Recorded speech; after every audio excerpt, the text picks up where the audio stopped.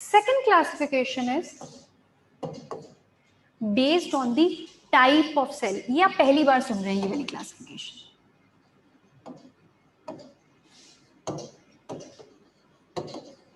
Based on the type of cell. जब basic सा देख लो, सेल में क्या होता है? एक मेम्ब्रेन होती है.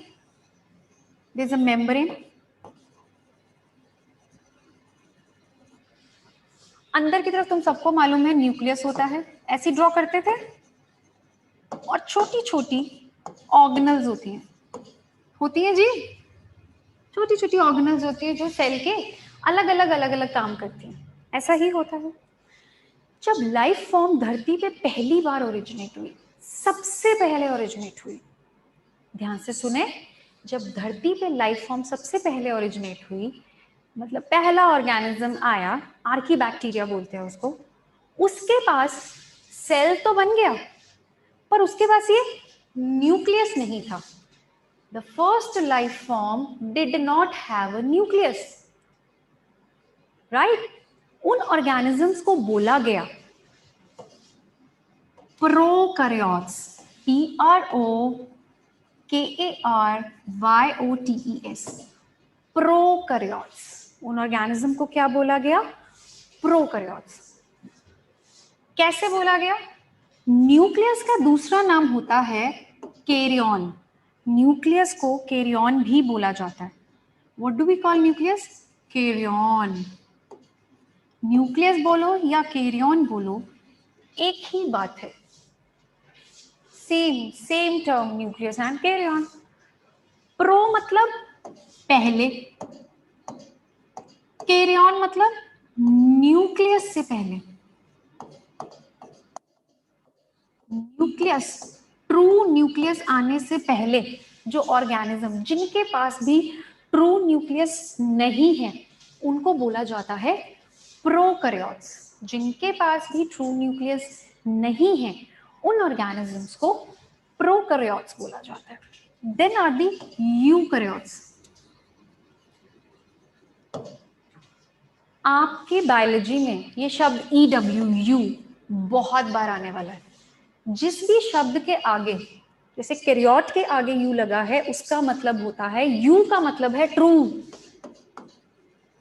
ऑलवेज यू का मतलब है ट्रू. कहीं पे भी आप यू शब्द देखेंगे, EU, उसका मतलब होगा ट्रू. तो जिनके पास ट्रू न्यूक्लियस है उनको मैं बोलूंगी eukaryotes. Depending upon the type of cell, depending upon the presence of nucleus and organelles, cells are divided into two. One are the prokaryotic cell, another are the eukaryotic cell. One is the prokaryotic, one is the eukaryotic cell. तो अब कहने का मतलब, pro के पास क्या nucleus ही नहीं है? Pro के पास मतलब कोई न्यूक्लियस नहीं है. तो न्यूक्लियस तो सबसे इंपॉर्टेंट ऑर्गेनल है. न्यूक्लियस में क्या होता है? टेक्स्ट में न्यूक्लियस में क्या होता है? हाँ जी Charvi, speak up. Charvi, what is there in the nucleus? Nucleolus. और क्या होता है? Nuclear membrane, chromatin fibres. Chromatin fibres, very good. So nucleus के पास हमारा जेनेटिक मटेरियल होता है. इसके पास हमारा DNA होता है जो कि गाइड करता है मैं कैसी दिखूंगी, मेरे अंदर कौन से प्रोटीन सिंथेसिस होंगे, सब कुछ मेरे बारे में जो सब कुछ डिफाइन करता है, that is this genetic material और DNA. बिना न्यूक्लियस के cell can not survive. Cell को जो सारे कंट्रोल देता है, अच्छा ये वाली ऑर्गेनली तूने ये काम करना है, माइटोकॉन्ड्रिया तूने ये काम करना है, तेरे को जो एंजाइम चाहिए उसके लिए इंफॉर्मेशन मैं भेज रहा हूं, कब चाहिए मैं भेज रहा हूं, कब तूने ये वाला काम करना है मैं बताऊंगा. This is the basically heart of the cell. It is the largest organelle of the cell. Largest organelle, largest organelle of the cell, बिना सोचे, it is the nucleus, largest and the most important. अब मैं true nucleus किसको कह रही हूं? What is true nucleus? True nucleus के कुछ कैरेक्टरिस्टिक है। पहला, वो न्यूक्लियस जिसके पास न्यूक्लियर मेम्ब्रेन है। ये जो मैंने बनाई है डबल, यस यही तो बता रही हूँ स्नेहा, इनके पास ट्रू मैंने ये नहीं कहा प्रोकैरियोट्स के पास न्यूक्लियस नहीं है, आई सेड इनके पास ट्रू न्यूक्लियस नहीं है। Now what is a false nucleus? पहले ट्रू जान लो तो फॉल्स भी जान जाओगे। ट्रू का मतलब न्यूक्लियस के around there should be a nuclear membrane. पहली चीज, न्यूक्लियर मेम्ब्रेन होनी चाहिए, double membrane. This is a nuclear double membrane, और ये मैंने बनाया पोर्स। उस न्यूक्लियर मेम्ब्रेन में छेद होते हैं ताकि समान न्यूक्लियस से अंदर बाहर आ जा सके। सो nuclear membrane should have double membrane, पहली चीज। दूसरी चीज, जो ये डीएनए पड़ा है, ये रहा डीएनए। सबको पता है डीएनए ऐसा ही दिखता है, मालूम है ना तुमको। अब सारा डीएनए तो मैं बना नहीं सकती, ऐसा ही दिखता है ना, सारी बुक्स में ऐसे ही डीएनए बना होता है। Am I right? ये जो डीएनए है, दिस डीएनए, इसके साथ कुछ, तुमको पता है हमारे एक सेल में, हमारा एक सेल जो लगभग 10 माइक्रोन का है, एक टिपिकल यूकैरियोटिक सेल का जो साइज होता है, टिपिकल यूकैरियोटिक सेल का, वो 10 माइक्रोन के आसपास होता है, 10 माइक्रोन। माइक्रोन का मतलब 10⁻⁻⁻6 मीटर, 10 माइक्रोन के आसपास, 10 to 20। इतने छोटे, मीटर से भी छोटा, सेंटीमीटर से भी छोटा, मिलीमीटर से भी छोटा, डेसीमीटर, कितना छोटा है, 10⁻⁻�6। इतने मीटर में जो डीएनए है हमारे सेल में, लगभग 2 मीटर लंबा डीएनए है। 2 मीटर लंबा डीएनए मैंने इतने छोटे से सेल में घुसाना है। तो तुम सोच लो कितनी पैकेजिंग चाहिए होगी। एक तो सोच लो कि धागा तुम्हारा ऐसे लंबा खुला पड़ा है, दूसरा मैं उसको लपेट लपेट किस चीज पे लपेट लपेट लपेट लपेट इतना छोटा कर दूं कि इतने छोटे वॉल्यूम में समा जाए। So there are certain proteins which are associated with this DNA and help in packaging. Those are called as histone proteins. So what is a true nucleus? One which has a nuclear membrane, two which has histone proteins for packaging.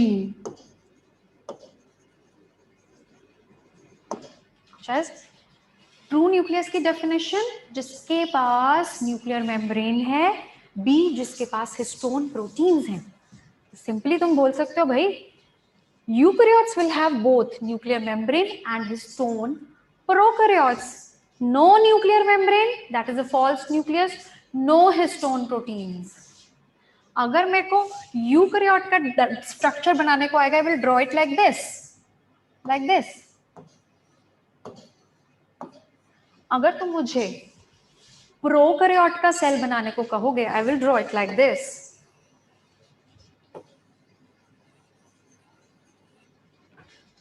There is no nuclear membrane, the DNA फैला हुआ इधर उधर पड़ा है। Is this thing clear? What is the difference between true and false nucleus? बात समझ आई? जब तुम एटम में भी बोलते हो ना सेंटर में न्यूक्लियस है बोलते हो, वैसे ही इसके सेंटर में न्यूक्लियस है। It is that important. इसके अंदर न्यूक्लियर मेम्ब्रेन, डीएनए, डीएनए के साथ प्रोटीन्स भी हैं, that is the true nucleus. तो जो प्रोकैरियोट का न्यूक्लियस होता है उसे हम फॉल्स न्यूक्लियस नहीं बोलते, we don't call it as a false nucleus, हम इसको बोलते हैं न्यूक्लियस जैसा, न्यूक्लियस के जैसा। इसके लिए शब्द होता है न्यूक्लियोइड। ऑइड का मतलब बायोलॉजी में तुमने इंग्लिश सीखी है ना, 10 साल, 10वीं तक इंग्लिश आती है, या तुम एक नई तरीके की इंग्लिश सीखोगे बायोलॉजी में। Biology plays with English, it test कि तुमको कितने अच्छे से तुम इंग्लिश को जोड़ सकते हो। ये सब तुम्हें पता नहीं होगा, बट एक नई इंग्लिश सीख रहे हो अब तुम। न्यूक्लियोइड, ऑइड का जहां पे भी मतलब आ जाएगा, न्यूक्लियोइड, ऑइड, ऑइड मतलब जैसा, न्यूक्लियस के जैसा, न्यूक्लियस के जैसा, but not true nucleus, this is called as nucleoid. Prokaryotic nucleus का दूसरा नाम इज न्यूक्लियोइड। कुछ लोग इसको, इसके 3-4 नाम हैं, 3-4 नाम। कुछ लोग इसको जीनोफोर भी बोलते हैं, जीनोफोर। ये क्वेश्चन आ रखा है, ये क्वेश्चन आ रखा है नीट में, न्यूक्लियोइड, जीनोफोर। कुछ लोग इसको इंसिपिएंट न्यूक्लियस, अब देख लो न्यूक्लियस नहीं है, जीनोफोर मतलब जिसके अंदर जीन है, जिसने जीन कैरी कर रखा है, न्यूक्लियस तो मिला नहीं, अब जो मर्जी नाम देते रहो। इंसिपिएंट न्यूक्लियस, या फिर ये फैले हुए फाइब्रिल्स पड़े, डीएनए के फैले हुए फाइब्रिल्स, तो इसको फिब्रिलरी न्यूक्लियस भी बोलते हैं। These are different names of nucleoid. These are different names of nucleoid. False nucleus तो समझ के लिए बोल रही हूँ, nucleoid, genophore, incipient nucleus and the fibrillary nucleus। कुछ भी बोल लो, अगर मैं इनमें से कुछ भी बोलूंगी तो तुम्हारे दिमाग में दो चीजें आनी चाहिए। It is a false nucleus, it does not have nuclear membrane, no histones are present in it. If I ask you to write characteristic of a prokaryotic nucleus, these are the characteristic. No nuclear membrane, no histone, तो वो ऐसा फैला हुआ पड़ा रहेगा। This is its DNA, prokaryotic cell का DNA. This is pro, this is U. अब इनमें हिस्टोन्स नहीं होते, पर कुछ प्रिमिटिव टाइप ऑफ प्रोटीन्स होते हैं। हिस्टोन्स का काम है 2 मीटर लंबे डीएनए को 10⁻⁻⁶ मीटर साइज वाले सेल में पैकेज करना। Packaging of DNA is the function of histone. इतने लंबे थ्रेड को छोटा सा एरिया में ताकि वो आ जाए। अब इनका एरिया होता नहीं है तो कहीं भी फैल जाओ, पर फिर भी इनके पास भी कुछ प्रोटीन्स होते हैं, कुछ प्रोटीन्स होते हैं, and those proteins are called as polyamine proteins. Polyamine proteins. So if I say difference हो गया न्यूक्लियस, और हम करेंगे न्यूक्लियस और न्यूक्लियोइड में डिफरेंस। पहला था न्यूक्लियस, अच्छा डिफरेंट पेन से लिखते हैं so that you can make it out. Nucleus और न्यूक्लियोइड में, न्यूक्लियस में न्यूक्लियर मेम्ब्रेन प्रेजेंट, न्यूक्लियोइड में नो न्यूक्लियर मेम्ब्रेन। न्यूक्लियस में histone proteins are there, nucleoid में पॉलीअमीन प्रोटीन्स। ठीक है, एक शब्द हम यूज करते हैं हैप्लॉइड डिप्लॉइड। हैप्लॉइड डिप्लॉइड, कितने लोगों को इसका मतलब पता है? समझाऊंगी, पर किसी को मालूम है haploid diploid? Anyone of you know the meaning of haploid or diploid? Okay. Anyone else? Single and double, yes. Chromosomes का मतलब पता है? Chromosomes मालूम है? Chromosomes सबको मालूम होगा। हमारा सेल ना दो तरीके से होता है। Our cell is of, जब सेल रेस्टिंग पे है, just wait for a while, let me add on new slides.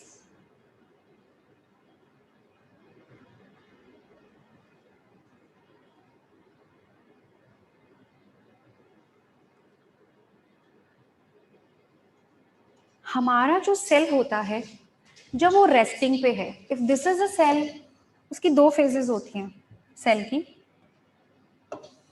Resting cell and dividing. कि जब इसमें डिवीजन होने वाली है, अभी डिवीजन के लिए अपने आप को तैयार कर रहा है, तुम्हें पता है माइटोसिस से 2 में डिवाइड होते हैं सेल, मियोसिस से 4 में होते हैं। तो जब ये रेस्टिंग पे होता है, हमारा जो डीएनए होता है वो ऐसे ही पड़ा होता है, पूरा थ्रेड लाइक ऐसे फैला हुआ, विद हिस्टोन की प्रोटीन से पैकेज हुआ ऐसे पड़ा होता है। पर जब अब इस डीएनए को 2 हिस्से में डिवाइड करना तो कितना मुश्किल है, ऐसे धागे की तरह ऐसे पूरा फैला हुआ और हिस्टोन्स के ऊपर पूरा कवर्ड होके फैला होता है। तो जब इसने डिवाइड करना होता है, ये जो डीएनए है अपने आप को ऑर्गेनाइज कर लेता है, it organise itself in the form of chromosomes, ऐसे करके ये अपने आप को ऑर्गेनाइज कर लेता है. So DNA organizes itself into chromosomes. और कितने क्रोमोसोम होते हैं हमारे सेल में? We have 46 chromosomes. We have 46 chromosomes. We have 46 chromosome, या फिर इनको हम बोलते हैं 23 पेयर. 23 अलग अलग क्रोमोसोम होते हैं और उनके जैसे उनका पेयर होता है. ठीक है, मतलब एक ऐसा है सपोजली, तो बिल्कुल इसी जैसा दिखने वाला एक ऐसा होगा, एक ऐसा है तो इसी जैसा दिखने वाला ऐसा होगा. राइट? ये अभी मत जाओ इतना डिटेल में, बट इतना याद रख लो, वी हैव 46 क्रोमोसोम और 23 पेयर्स ऑफ क्रोमोसोम. तो मैं ये कह सकती हूं जो हमारे सेल हैं, they are diploid cell. We are diploid cell. 2 into 23, 2 into 23 की 23 क्रोमोसोम्स हमारे पास डुप्लीकेसी में प्रेजेंट है. डुप्लीकेसी में डुप्लीकेट हैं एक दूसरे के.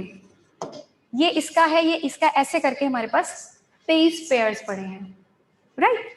पर कुछ ऑर्गेनिजम्स ऐसे भी होते हैं जिनके पास हेप्लॉइड नंबर होता है. 23 ही होगा, इंटू 2 नहीं होगा, 23 into 1 ही होगा. कि अगर मैं उनके क्रोमोसोम बनाऊं तो दिल बी लाइक, या तो एक एक ही होगा, जैसा भी है एक एक ही होगा, पेयर में नहीं होंगे. ये जेनेटिक्स में डिटेल में है 12th में, बट ये मतलब होता है डिप्लॉयड और हिप्लॉयड का. वी आर, हमारे जो सेल्स हैं eukaryotic cell, they are diploid. Eukaryotic जो सेल्स हैं उनमें डिप्लॉयड कंडीशन होती है. यूकैरियोटिक जो हम यू और प्रो लिख रहे थे, यूकैरियोटिक में डिप्लॉयड कंडीशन होती है. Diploid condition. Prokaryotes are haploid. इनमें पेयरिंग नहीं होती, इनमें पेयरिंग नहीं होती. सेक्स सेल्स आर हैप्लॉयड क्योंकि उनमें मियोसिस होता है. फॉर द टाइम बिंग उसे छोड़ दो. हमारे जो routine most of the cells are diploid except for sex cells. जो हमारे गोनाड्स में सेल होते हैं पर्टिकुलर टाइप के, जिनसे स्पर्म और ओवम को छोड़ के बाकी all the cells are diploid. लिख लो चलो exception, except the sperm and ovum. क्योंकि इनको मिलकर बेबी बनना है, तो baby should always be diploid. एक मम्मा से आएगा एन, दूसरा एन पापा से आएगा, मिलकर बेबी बन जाएगा. ठीक है, that's why sperm and ovum are haploid and most rest of our cells are diploid. बात समझ आइए? I am telling you the differences between eukaryotes and prokaryotes, जिसमें से सबसे इंपॉर्टेंट डिफरेंस ये न्यूक्लियस के बेसिस पे था. इसी बेसिस पे इनको यू एंड प्रोकैरियोट्स क्लासिफाई किया गया है. देख लें हमने अभी तक क्या पढ़ा है. We talked about the cellular organization. This is the cellular organization which is characteristic of all living beings. पत्थरों में नहीं मिलेगा, पंखों में, दीवारों में नहीं मिलेगा, जिंदा लोगों में मिलेगा. Then we talked about classification on the basis of number of cell, unicellular, multicellular and eukaryotic and prokaryotic. U मतलब true nucleus, pro मतलब false nucleus, nucleoid, genophore, incipient, fibrillary nucleus. सब सारे नाम आप अपनी बुक में as it is लिख लेंगे. All 3-5 names are important. ठीक है, तो हम एक टेबल बनाना शुरू करते हैं जिसमें हम यूकैरियोटिक और प्रोकैरियोटिक के बीच के डिफरेंसेस लिखना शुरू करते हैं. प्रोकैरियोटिक, लास्ट क्लास में हमने सेल थ्योरी किया था.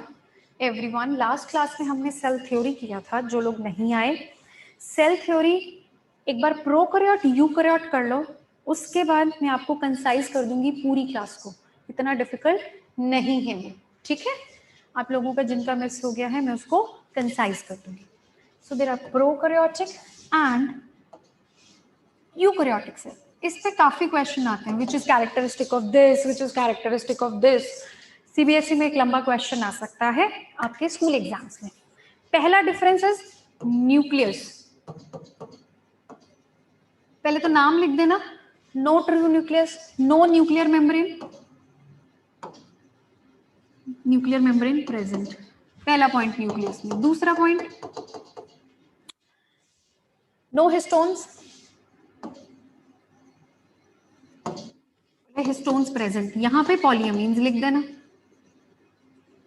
तीसरा point, they are haploid, there is haploid, बोले तो एन लिखते हैं हैप्लॉइड को, यहां पे लिखते हैं diploid, 2n, haploid, diploid, double stranded DNA, the DNA is double stranded, यहां पे डिप्लॉइड डबल स्ट्रैंडेड डीएनए, जो ये ऐसे बना रहे हैं ना, ऐसे one strand, this is the second strand, दोनों में DNA is double stranded, but eukaryotic में डिप्लॉइड कंडीशन में, प्रोकैरियोटिक में it is haploid double stranded DNA.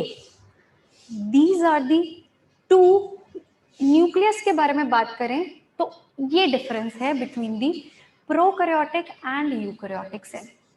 Second, अब हम बात करेंगे ऑर्गेनल्स की। What are these organelles?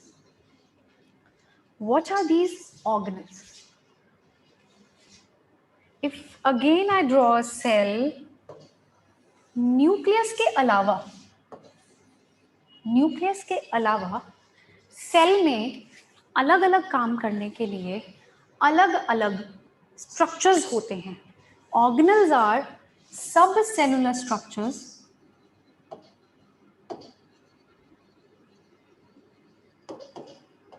organelles are subcellular structures which help the cell to perform various functions.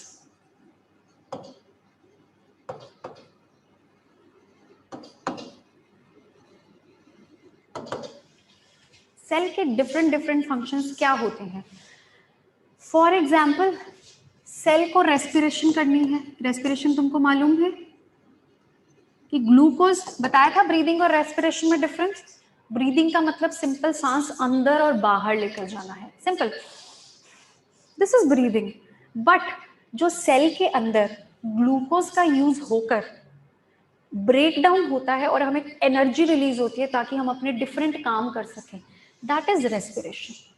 तो cell को रेस्पिरेशन करना है, एनर्जी रिलीज करना है ताकि, राइट, सेल को प्रोटीन्स बनाने हैं,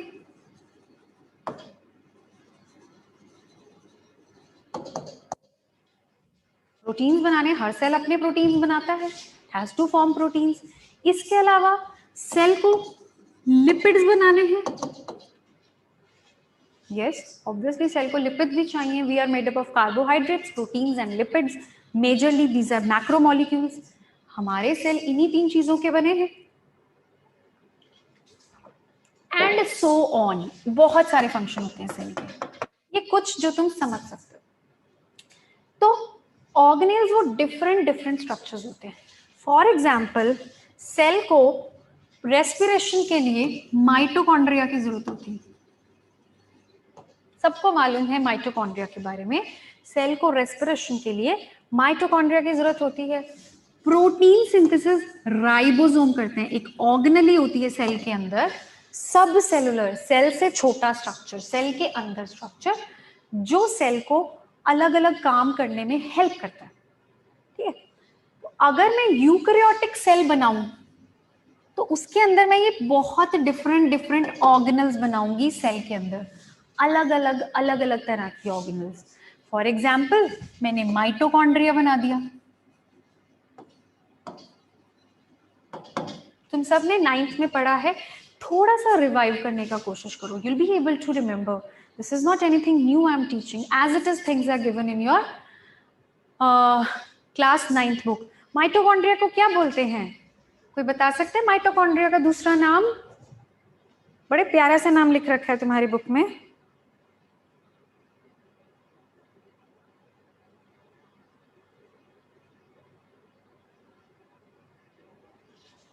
power house of the cell, beautiful, क्योंकि एनर्जी रिलीज कराता है रेस्पिरेशन करके, इसलिए power house of the cell बोलते हैं। राइबोसोम को हम protein factory of the cell बोलते हैं, क्योंकि ये प्रोटीन्स बनाता है। ऐसे ऐसे डिफरेंट डिफरेंट ऑर्गेनल्स प्रेजेंट हैं। ये माइटोकॉन्ड्रिया बना दो। Then there is endoplasmic reticulum, ये सब हमने डिटेल्स में पढ़ने हैं, ER बोलते हैं इसको। जिसको नहीं आते कोई बात नहीं, मैं पढ़ाऊंगी, बट देख लो अभी के लिए। न्यूक्लियस तो लार्जेस्ट ऑर्गेनल है ही। इसके बाद ER, mitochondria, ER, then there is something called as Golgi. इनके जब हम फंक्शन एक एक ऑर्गेनल करेंगे तब करेंगे। फिर राइबोसोम्स आर देयर, ये जो मैं बना रही हूं, these are ribosomes, etcetera. This is a eukaryotic cell. So I would say there are organelles. If I talk about organelles are present. All organelles are present in the eukaryotic cells. Depending upon plant है तो उसमें अलग तरीके के होंगे, animal है तो अलग तरीके के होंगे. Prokaryotic cells do not have organelles. They don't have organelles except for ribosomes. Ribosomes के अलावा सेल में कोई organelles नहीं होते. And eukaryotes have all the organelles, all the organelles, including ribosome. Ribosome तो होगा ही. बट नेचर ऑफ राइबोसोम में फर्क होता है, सिर्फ नेचर ऑफ। प्रोकैरियोट का जो राइबोसोम होता है उसको हम 70S राइबोसोम बोलते हैं। अभी नहीं बताऊंगी ये, जब राइबोसोम पढ़ेंगे फिर बताऊंगी। यूकैरियोट का जो राइबोसोम होता है उसको 80S राइबोसोम बोलते हैं। लिख लो सिर्फ, ऐसा समझ लो, एक राइबोसोम भारी है, एक राइबोसोम हल्का है, ठीक है। जब हम सेल को, हमें पता कैसे लगा कि इतनी ऑर्गेनल्स होती हैं? एक तो इलेक्ट्रॉन माइक्रोस्कोप से। लाइट माइक्रोस्कोप में सिर्फ न्यूक्लियस दिखाई देता है। लाइट माइक्रोस्कोप में अगर मैं तुम्हें कहूं देखने के लिए, पता क्या दिखाई देगा? ऐसे सेल और उसके अंदर एक डॉट, और स्टेन कर लोगे तो क्लियरली दिखाई देगा। पर ये सारी ऑर्गेनल्स देखने के लिए मुझको इलेक्ट्रॉन माइक्रोस्कोप चाहिए,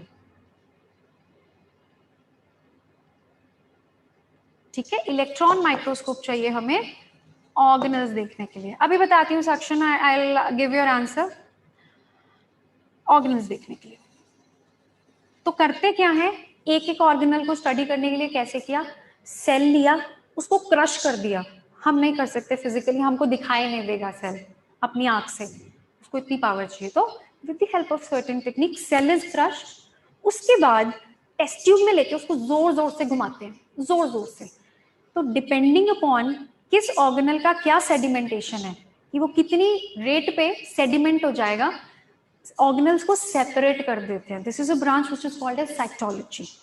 अभी नहीं करना है तुमने, यू शुड जस्ट नो कि राइबोसोम्स के अलावा प्रोकैरियोट्स में कोई और ऑर्गेनल नहीं होती। अब बात आया, अगर उनके पास ऑर्गेनल नहीं है तो वो डिफरेंट फंक्शंस कैसे कैसे करते हैं। इनमें मॉडिफिकेशंस होती हैं, दे हैव मॉडिफिकेशंस जिनकी हमें बात करनी है। दे हैव मॉडिफिकेशंस, एक एक मॉडिफिकेशन हमने प्रोकैरियोट की, हमने इसके बारे में बात करनी है। क्या, किस, अगर माइटोकॉन्ड्रिया नहीं है तो कोई ना कोई ऐसी चीज होगी जो रेस्पिरेशन कर रही होगी। एनर्जी तो प्रोकैरियोट को भी चाहिए, कोई ना कोई चीज ऐसी होगी जो लिपिड्स में काम कर रही होगी, प्रोकैरियोट्स को वो चाहिए ही चाहिए, ठीक है। और कोई ऑर्गेनल नहीं होती इनके पास एक्सेप्ट फॉर राइबोसोम्स। सक्षम बोल रहा है कि राइबोसोम तो एंडोप्लाज्मिक रेटिकुलम पे प्रेजेंट होते हैं। राइबोसोम्स दो तरीके के होते हैं। राइबोसोम्स फ्री राइबोसोम्स भी होते हैं जो साइटोप्लाज्म में प्रेजेंट होते हैं। जो ER के ऊपर पड़े होते हैं उन्हें बोलते हैं ER bound ribosomes. Rough endoplasmic reticulum जो आपने पढ़ा होगा। There are two type of endoplasmic reticulum, rough and smooth. पढ़ा है ना ये, rough and smooth. There are two type of endoplasmic reticulum, yes, SCR, RER। Depending upon ribosome है तो RER, राइबोसोम इसके ऊपर नहीं है तो SCR। Free ribosomes are also there. दो तरीके के राइबोसोम्स होते हैं। चलिए, let's draw the structure of prokaryote. एक एक चीज पढ़ेंगे स्ट्रक्चर, और साथ ही हमें समझ आता जाएगा कि माइटोकॉन्ड्रिया की जगह क्या है, राइबोसोम क्या है, इसके अलावा भी कुछ और है। Let's draw the structure of a prokaryotic cell. फिर हम डिफरेंसेस भी कंप्लीट करते रहेंगे। This is a prokaryotic cell. सबसे पहले न्यूक्लियस ही बनाए, न्यूक्लियस नहीं, अब तुमको मालूम है न्यूक्लियोइड बनाएंगे। Let's draw a nucleoid. This is a nucleoid. It is a double-stranded haploid circular DNA. ये 4-5 शब्द लिख लो कहीं पर भी अगर लिख सकते हो। Very very important. It is double-stranded circular. It is double-stranded circular haploid. And क्योंकि इसके पास हिस्टोन नहीं होता, ऐसे टर्म को हम बोलते हैं naked. No nuclear membrane, no histone, it is a naked DNA.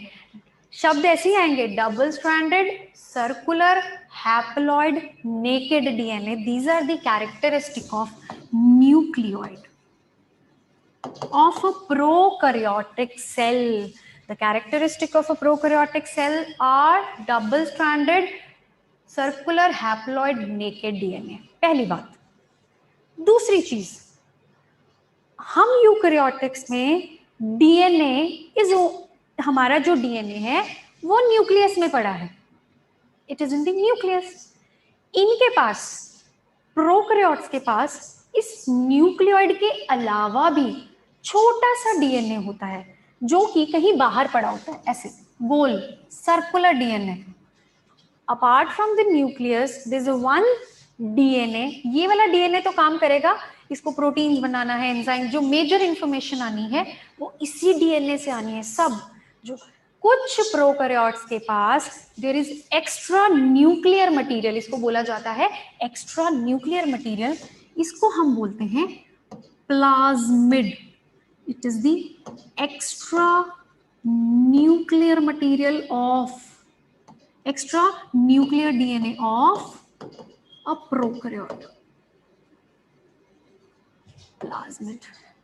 ये प्लाज्मिड इसको कुछ स्पेशल प्रॉपर्टीज देता है, कुछ special properties. It provides special properties. अगर तुम प्लाज्मिड निकाल लोगे प्रोकैरियोट से तो प्रोकैरियोट मरेगा नहीं, क्योंकि इसका जो एग्जिस्टेंस है वो तो इस डीएनए पे डिपेंडेंट है। इसके अलावा मजे कराने के लिए इसके पास एक और डीएनए है जिसको हम बोलते हैं plasmid. It is extra nuclear DNA of prokaryote जो इसको कुछ स्पेशल प्रॉपर्टी प्रोवाइड करता है। ये जो मैं बार बार शब्द प्रोकैरियोट्स बोल रही हूँ, प्रोकैरियोट प्रोकैरियोट, इनमें क्या क्या आता है? Majorly bacterias. आपको सिर्फ बैक्टीरिया का मालूम है अभी तक? बैक्टीरियाज आपके प्रोकैरियोट में आते हैं। तो अगर कभी आपको बैक्टीरिया का स्ट्रक्चर भी ड्रॉ करने को आए तो जो मैं बना रही हूं that is the structure of a bacteria. Is that clear? इतना याद रहेगा। बैक्टीरिया के अलावा और भी ऑर्गेनिज्म होते हैं जैसे साइनोबैक्टीरिया, ये सारे प्रोकैरियोट्स में आते हैं। Cyanobacteria, PPLOs, mycoplasma. These are different types of prokaryotes. आपने बैक्टीरिया का नाम सुना होगा साइनोबैक्टीरिया, ब्लू ग्रीन एल्गी, इसका नाम सुना होगा, माइकोप्लाज्मा का नाम सुना है किसी ने इन एक्स्ट्रा 2-3 शब्दों का नाम? Have you heard of?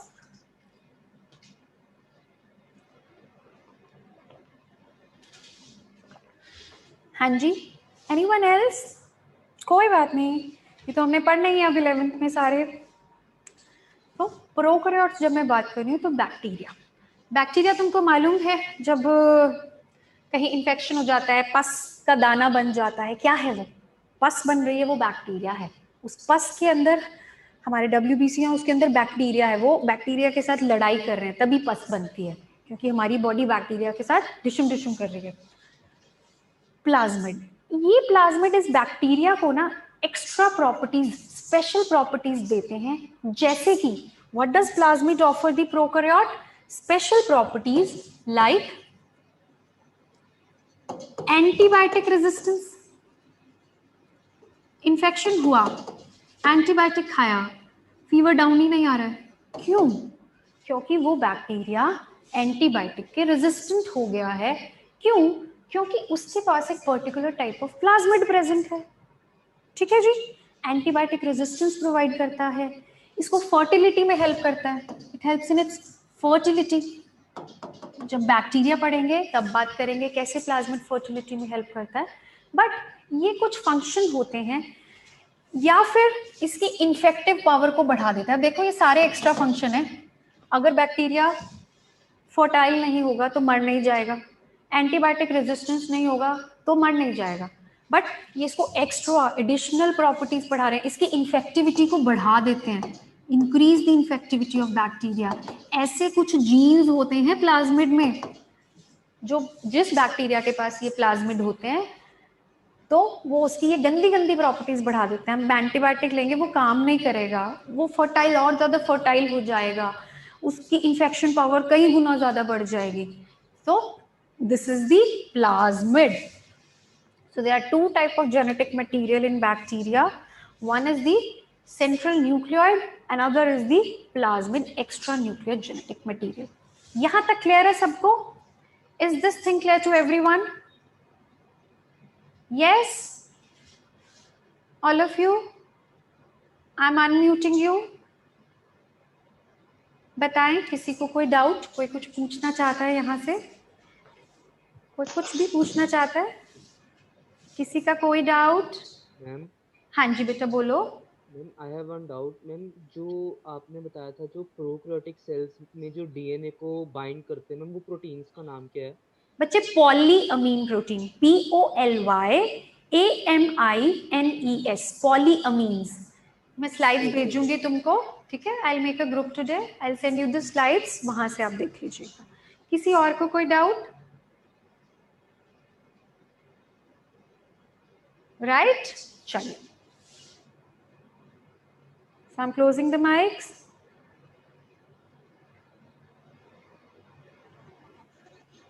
कोई बोलना चाह रहा था? बोलो बच्चे, बोलो बोलो बोलो। सॉरी, बोलिए, कौन बोल रहा था? Was anyone speaking anything?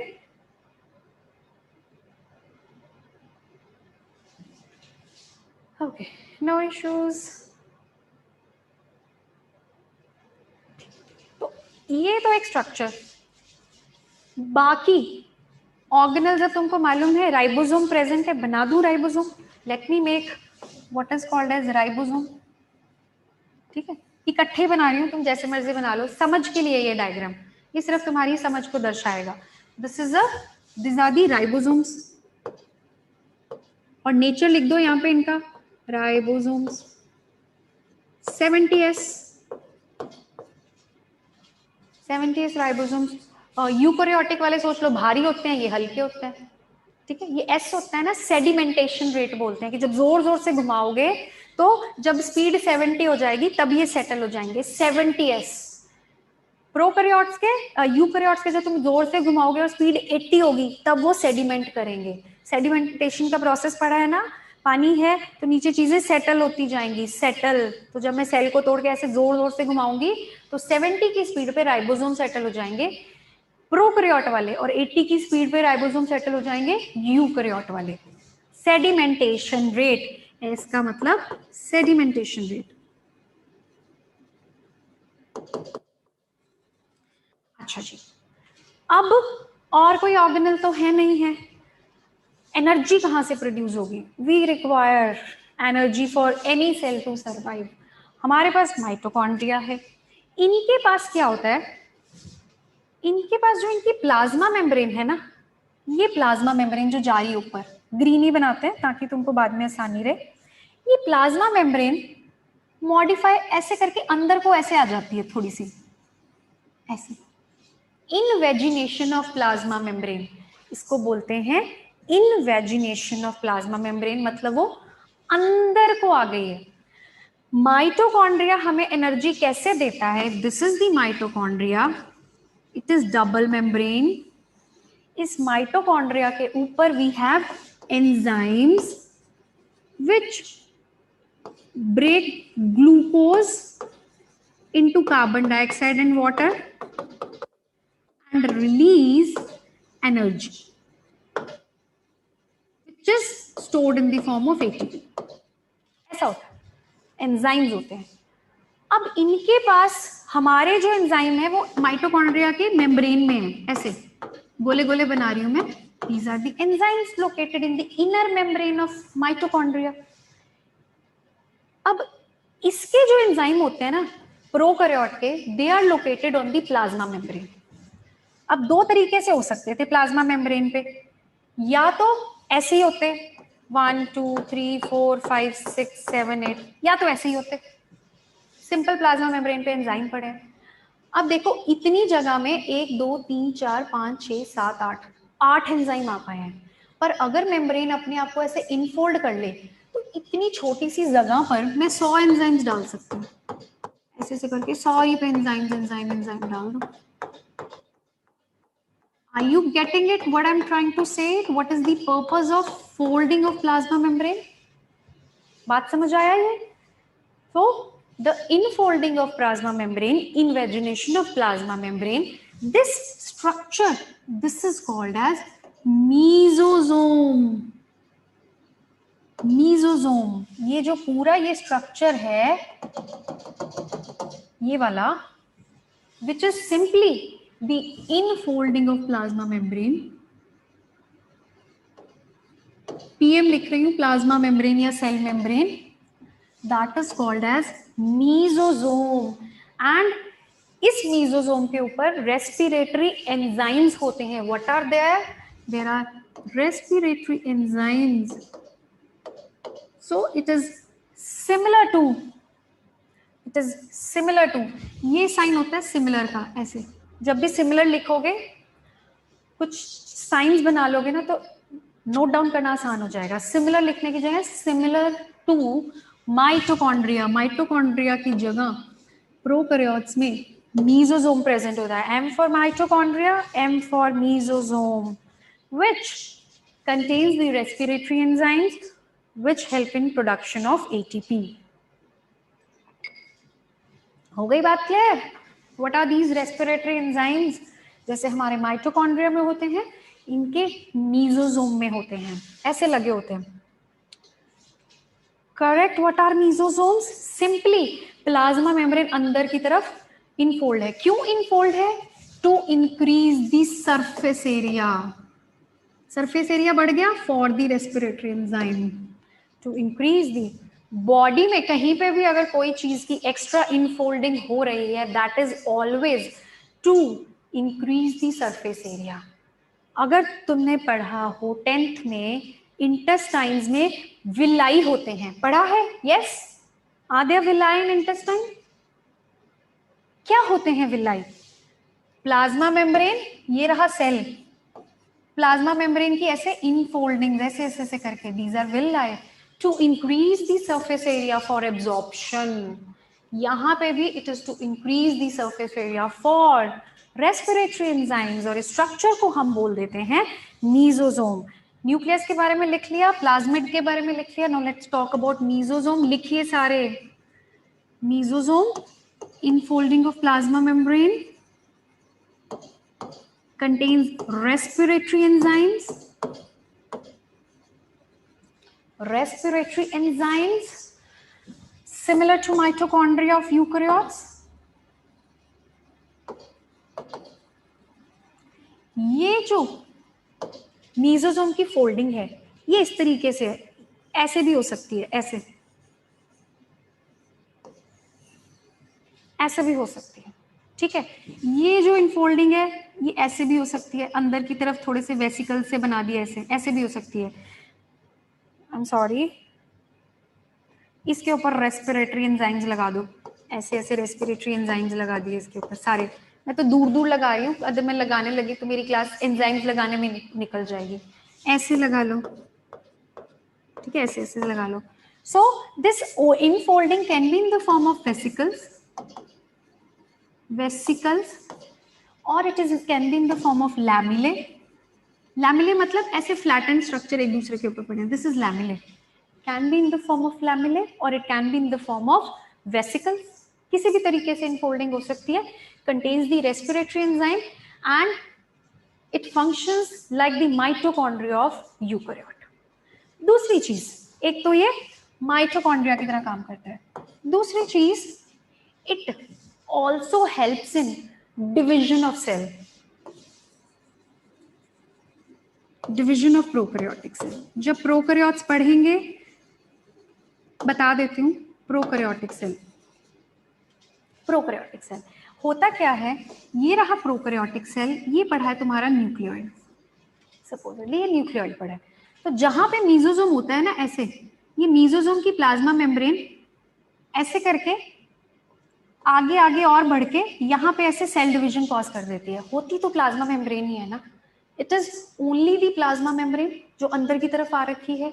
जब डिवीजन होनी होती है कुछ बैक्टीरिया में, ये मीजोजोम्स अंदर की तरफ ग्रो कर जाते हैं पूरा, यहाँ मीजोजोम था ऐसे, तो ये अंदर की तरफ ऐसे पूरा ग्रो कर जाते हैं and help in the cell division, that's why I have written they help in the division of eukaryotic sales.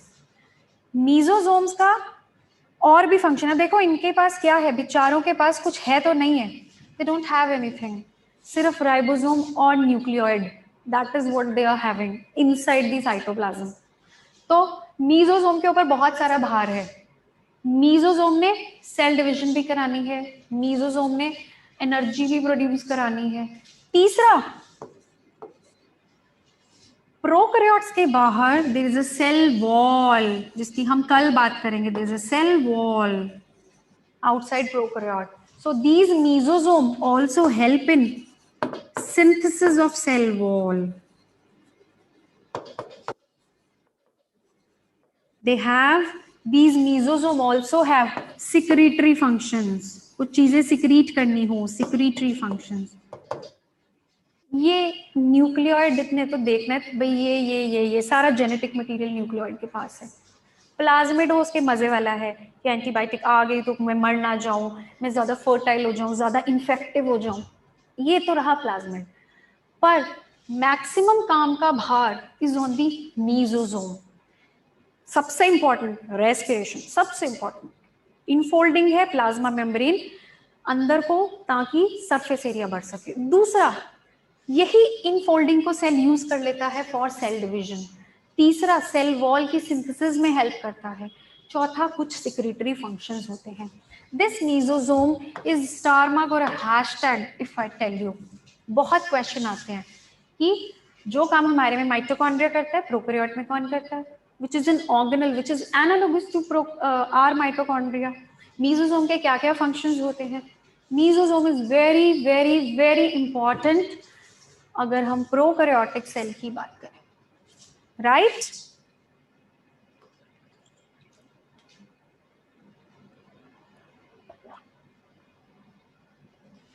This is a mesosome, correct? Clear? कितना क्लियर हुआ सबको? Is this thing clear to all of you? What is the last point? Secretory function. ये मैंने function लिखा है, function. Cell ने कुछ secretions करनी हो उसमें हेल्प करता है, फंक्शन FNXN। तुमको मेरी राइटिंग में बड़े सारे शॉर्ट फॉर्म मिलेंगे। फॉर एग्जाम्पल मैं लिख देती हूँ, तुम भी यूज करो ये, जब तुम MBBS में पहुंच जाओगे तुम सारे ऐसे ही यूज करोगे। जब मैं C के ऊपर डंडा लगाऊं, C के ऊपर डंडा मीन्स विद C के ऊपर डंडा, कभी भी लिखेंगे तो C के ऊपर डंडा। C के नीचे डंडा, दिस इज विच। हैशटैग लगाऊं या स्टार लगाऊं, दिस इज मतलब समझ लो ये नीट के लिए बहुत इंपॉर्टेंट है। ये जो मैं फंक्शन एक्शन में लिखती हूँ, ये एक्शन फंक्शन लिखूंगी तो FNXN, मतलब इस तरीके से टू इंक्रीज माई स्पीड। ये स्टैंडर्ड है, ये हम सारे डॉक्टर्स ही ऐसे लिखते हैं, चाहे भी हम हैशटैग यूज करें, विद, विच, ये हम ऐसे लिखते हैं। ये हमारे टीचर्स को भी पता होते हैं, हम एग्जाम्स में भी ऐसे लिख कर आते हैं। ठीक है, ओके। मीजोजोम, तो इसको मैं ऑर्गेनली नहीं बोल सकती, only organelle in prokaryotic cell is a ribosome, अगर क्वेश्चन आए ओनली ऑर्गेनल, न्यूक्लियस भी नहीं है, देयर इज, देख लो न्यूक्लियस नहीं है इनके पास, हमारे पास nucleus is the biggest organelle, इनके पास the only organelle is ribosome, ribosome and only ribosome. अगर ये बैक्टीरिया ऐसा है जो अपना खाना खुद बना रहा है, अगर ये बैक्टीरिया ऐसा है जो अपना खाना खुद बना रहा है, सनलाइट को यूटिलाइज करके बनाते हैं बैक्टीरिया, सारे बैक्टीरिया इन्फेक्टिव नहीं होते, कुछ बैक्टीरिया ऐसे भी होते हैं जो अपना खाना खुद बनाते हैं, ठीक है, उन्हें बोलते हैं ऑटोट्रॉफिक बैक्टीरिया। न्यूट्रिशन वाले चैप्टर में है ना, autotroph, heterotroph, it is there 10th में, वेरी गुड, साइनोबैक्टीरिया। तो ऑटोट्रॉफिक बैक्टीरिया में कुछ साइटोप्लाज्मिक इंक्लूजन्स होती हैं, ऑर्गेनल नहीं है। जो काम प्लांट्स में क्लोरोप्लास्ट करता है वो ऑटोट्रॉफिक बैक्टीरिया में pigment containing chromatophores, pigment containing granules,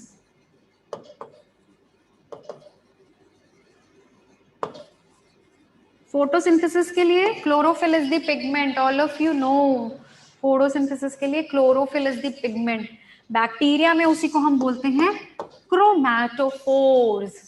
for example मैं लिखूंगी ऑटोट्रॉफिक, जो अपना खाना खुद बनाते हैं उन बैक्टीरिया में, autotrophic bacteria, autotrophic prokaryotes, cyanobacteria, yes, chromatophores होते हैं, करेक्ट, ठीक है। What are chromatophores? These are pigment containing granules which are similar to chloroplasts. इसके अलावा इनके साइटोप्लाज्म में, the last thing for the day, कुछ ग्रैन्यूल्स और होते हैं, इनको हम बोलते हैं इंक्लूजन बॉडीज।